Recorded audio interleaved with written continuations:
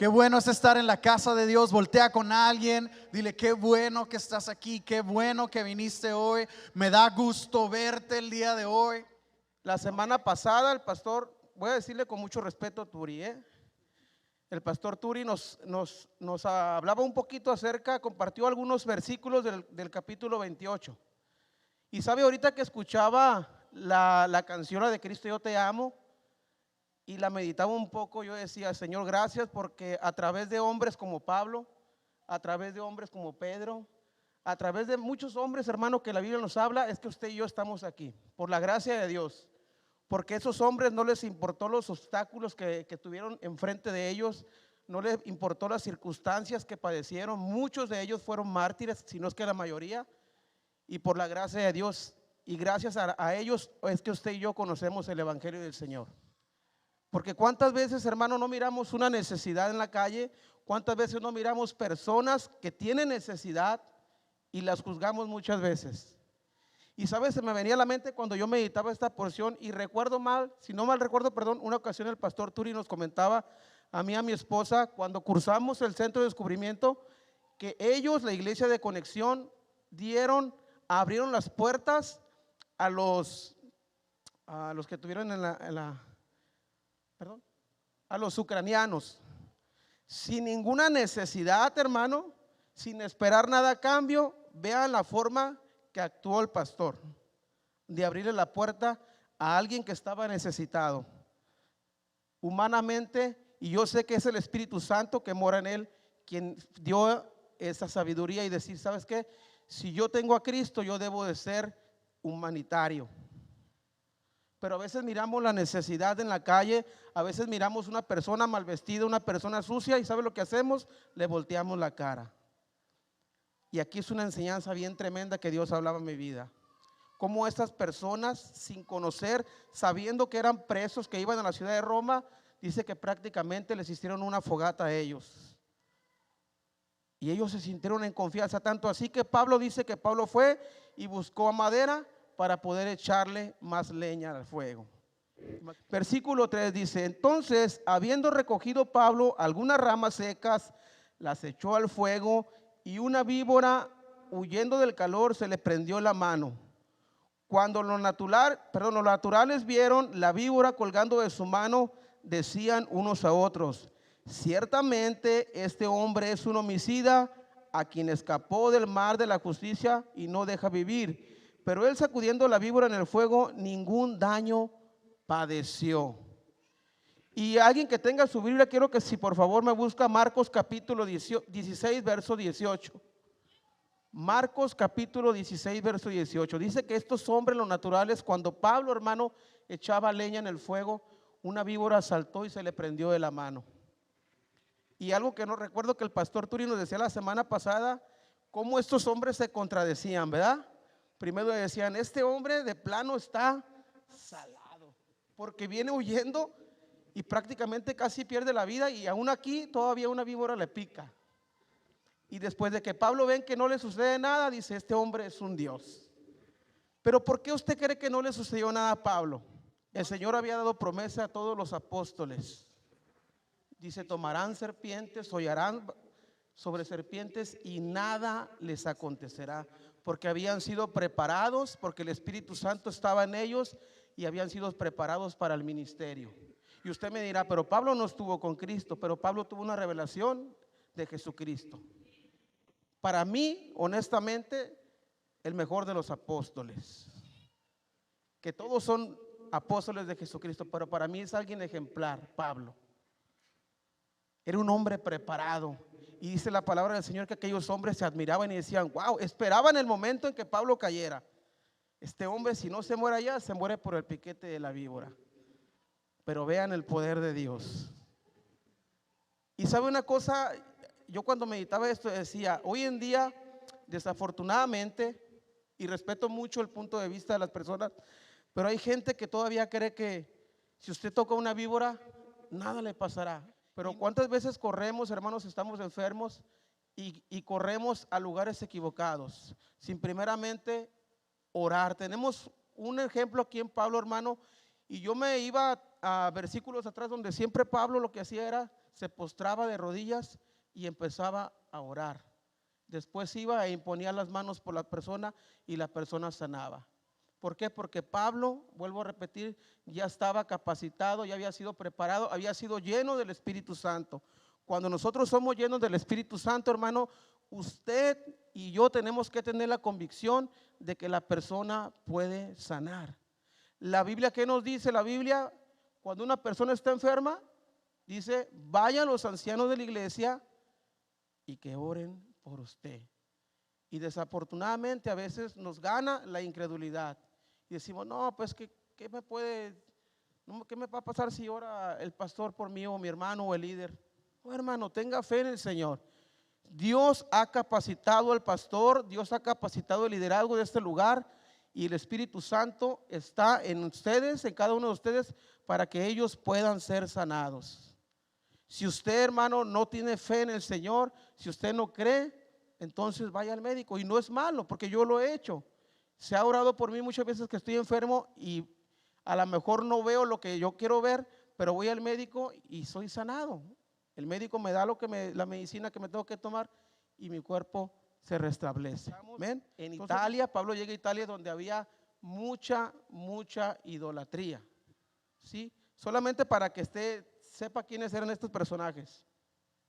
Versículo 3 dice, de allí, costando alrededor, llegamos a Regio y otro día después, soplando el viento sur, llegamos al segundo día a Puteoli, donde habiendo hallado hermanos nos rogaron que nos quedásemos con ellos 7 días y luego fuimos a Roma. Aquí Pablo había pasado tantas cosas, hermano, antes de llegar a la ciudad de Roma, tantas cosas. En ese momento Pablo iba encadenado de las manos y no era fácil, hermano. No era fácil pasar todo lo que Pablo había pasado. Y cuando ve a los hermanos dice que él cobra aliento. Y yo meditaba, hermano, esta porción y decía, muchas veces los líderes, muchas veces los pastores, hermano,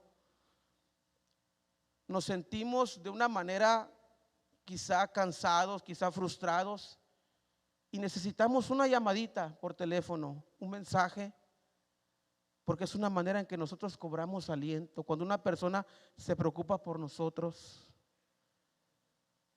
Y yo miraba que este hombre, Pablo, decía, entraba y quizá por todo lo que él había pasado, mira que los hermanos le pedían que se quedara con ellos y los hermanos se preocupaban con él y Pablo recobra aliento. Yo no sé si a usted le ha pasado que está pasando por situaciones difíciles, que está pasando por problemas, que quizá tiene una necesidad bien grande y usted ora y le dice, Señor, tan solo con que un hermano me preguntara o que tan solo con que un hermano me hablara y me dijera cómo estoy. Muchas veces nos sentimos solos, nos sentimos abandonados quizá, pero pasa que alguien nos marca y recobramos el aliento. Hey, hermano, ¿cómo está? Dios te bendiga. Mira, sentí la necesidad de hablarte. ¿Todo bien? Y recobramos aliento en nuestra vida. Quizá Pablo, hermano, estaba cansado, quizá Pablo estaba agotado, quizá Pablo decía, por fin he llegado. Y al ver que están sus hermanos, él recobra el aliento. Dice, habiéndole señalado un día, vinieron a él muchos a la posada, los cuales les declaraba y les testificaba el reino de Dios desde la mañana hasta la tarde, persuadiéndoles acerca de Jesús, tanto por la ley de Moisés como por los profetas. Eso era el motivo, hermano, por el cual Pablo estaba encadenado, por presentar a un Cristo resucitado. ¿Sí? Y gracias por la gracia y la misericordia de Dios, que aquellos hombres, hermanos, cerraron su corazón y hoy usted y yo estamos en este lugar. Verdaderamente venimos a escuchar la palabra de Dios. Verdaderamente abrimos el corazón a Dios. Es fuerte, hermano, la palabra, pero sabe una cosa, a mí me encanta que la palabra me reprenda, porque la Biblia dice que te tiene que atravesar como espada de 2 filos, que te tiene que doler, que tienes que salir e ir meditando la palabra. ¿Sabes qué, Señor? Gracias, porque estoy haciendo algo que es incorrecto. Gracias, Señor, porque quizá vengo a tu casa y no pongo atención, me vengo a dormir, pero perdóname, Señor. Y con los oídos, dice, oyeron pesadamente y sus ojos se han cerrado, para que no vean con los ojos y oigan con los oídos, y entiendan de corazón y se conviertan y yo les sane. ¿Quiere que el Señor les sane? ¿Quiere que el Señor transforme su vida? Abra su corazón a Dios. Yo sé que a lo mejor ya no me van a mirar aquí predicando porque no me van a volver a invitar, pero no me interesa, hermano. Me interesa que Dios cause en usted y en mí lo que tenga que causar a través de su palabra. ¿Sí? Que cuando vengamos a la casa del Señor, vengamos a adorarlo con todo nuestro corazón. Y que no nos vayamos como venimos, hermano. Que verdaderamente hay una transformación en nuestra vida, un cambio de 360 grados en cada uno de nosotros. Versículo 28. Sabed pues que a los gentiles es enviada esta salvación de Dios, dice, y ellos oirán. Y cuando hubo dicho esto, los judíos se fueron teniendo gran discusión entre sí. Y Pablo, dice, permaneció 2 años enteros en casa de alquilada, y recibió a todos los que a él venían, predicando el reino de Dios y enseñando acerca del Señor Jesucristo. Se cumplió lo que Dios había dicho a Pablo: irás y predicarás el evangelio a Roma. Y no solamente a Roma, sino a todas las naciones, a todo el mundo. Y el evangelio hoy en día se tiene que seguir compartiendo. Por eso me encanta, hermano, lo que hacen en el Ministerio de Transformación, que sigue creciendo el reino de Dios. Y de este lugar saldrán muchas iglesias. Y de la iglesia del pastor Abraham Velázquez saldrán muchas iglesias. Y son 500 iglesias más, y las que vienen, para la gloria de Dios. Gracias, Dios es bueno. Dios es bueno. Y antes de que terminemos, solamente quiero leerte esto. Mucho de lo que nosotros cuando estudiamos con diferentes comentarios, y solamente quiero que cierres tus ojos por un momentito, ¿ok? Porque el libro de Hechos llega hasta el capítulo 28. Pero si tú recuerdas, desde el primer día que comenzamos a estudiar el libro de Hechos, hablábamos de cómo podemos aprender de la iglesia primitiva, cómo podemos aprender de la iglesia, pero que en realidad no hay un final para el libro de Hechos, porque hasta el día de hoy se sigue escribiendo la historia de los apóstoles y los discípulos de Jesús, que seguimos aquí en la tierra llevando su palabra. Entonces cierra tus ojos, solamente quiero leerte esto. Abiertamente y sin impedimento. No hay final para la historia, porque la historia de la iglesia continúa. Esta historia y sigue por los siglos. ¿Cuántos dicen amén? Escucha esto: confiando en Jesús, apoyándose en el poder del Espíritu Santo y la guía del Padre, la palabra de Dios continuará esparciéndose sin obstáculos y continuará cambiando vidas para la gloria de Dios. El libro de Hechos realmente es una historia sin fin. Tú y yo seguimos escribiendo esa historia y seguimos llevando su palabra. ¿Cuántos dicen amén? ¿Cuántos dicen amén? Ahora sí, dale el mejor aplauso que tengas para el Rey de Reyes y Señor de Señores. Nuestra tarea es llevar la palabra. ¿Por qué no extiendes tus brazos y recibes esta bendición de parte de Dios? Número 6, 24, 25 y 26 dice así: Jehová te bendiga y te guarde. Jehová haga resplandecer su rostro sobre ti y tenga de ti misericordia. Jehová alce sobre ti su rostro y ponga en ti paz. Dios te bendiga. Nos vemos durante el fin de semana. Dios te bendiga.